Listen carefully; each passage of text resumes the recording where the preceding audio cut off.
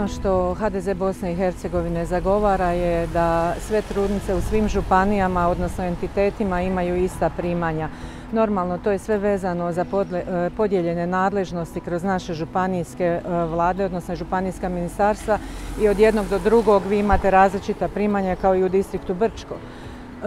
Ono što je potrebno je to da bi se zaustavila bijela kuga, da bi se povećao natalitet u Bosni i Hercegovini, prije svega osigurati jednu ekonomsku i socijalnu sigurnost, a to se jedino može normalno kroz otvaranje novih radnih mjesta, za što se HDZ Bosne i Hercegovine zalaže, i na taj način osigurati mladima ostanak i stvaranje obitelji, jer jedino kroz sigurnu ekonomsku i socijalnu sliku jedne države vi možete formirati obitelj i ostati ovdje.